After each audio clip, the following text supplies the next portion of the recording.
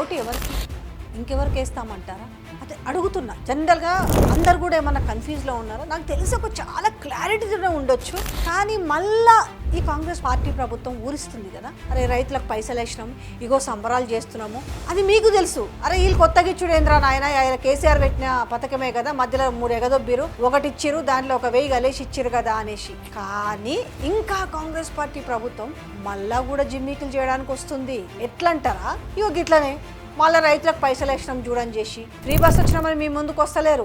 ఇగో రైతులకు ఖాతాల్లో టప్పమని పైసలు వేసినాము, మళ్ళీ ఓట్లేరు అని అంటున్నారు. ఇట్లా చూసుకుంటే మళ్ళీ ఇక్కడ జూబ్లీ హిల్స్ ఉప ఎన్నిక ఉంది, ఇట్లా చూస్తే లోకల్ బాడీ ఎలక్షన్లు ఉన్నాయి. మరి మీరు ఓటేస్తారా?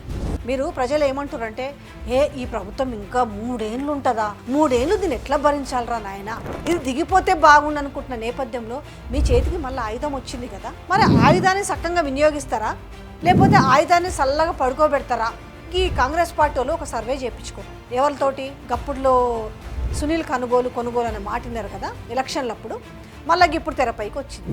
ఈ సర్వే చేయించుకుంటూ వచ్చింది ఏమంట కదా, ఒక్క సీటు కూడా రాదని చెప్పారట. జెడ్పీటీసీలు కావచ్చు, ఎంపీటీసీలు కావచ్చు, సర్పంచులు కావచ్చు, రేపు జరగబోయే ఉప ఎన్నిక కావచ్చు. మరి ఈ నేపథ్యంలో ఏం చేయాలా? అరే ఒక్క సీటు కూడా రాదంటురే, మళ్ళీ మనం ఏం చేయాలా? అరే ప్రజలు పిచ్చోళ్ళు కదా, పైసలు ఆశ చూపిస్తే ఓటేస్తారని చెప్పేసి మీకు ఏం చేసేదిగా, మొన్న 4 దఫాలు చేసేతగాలే రైతు బంధు, వీళ్ళు కొత్తగా రైతు భరోసా అని పేరు పెట్టారు కదా, 4 దఫాల్లో మొండి చేయి చూపించారు. ఏదో ఆడాడ ఒక దఫా అయితే మొత్తం ఎగ్గొట్టిరు అనుకోండి. సో వీళ్ళకి పంటల కోసం గుర్తురాదు రైతు భరోసా, ఎలక్షన్ల కోసం గుర్తొచ్చింది.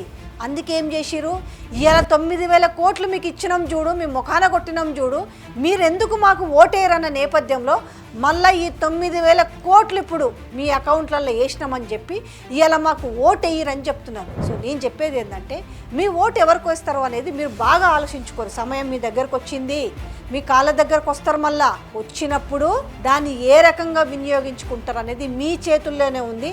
మీరు మళ్ళా మోసపోవద్దని చెప్తున్నా. బాగా యాదుకుంచుకోరు, మళ్ళా మోసపోకుండ్రి.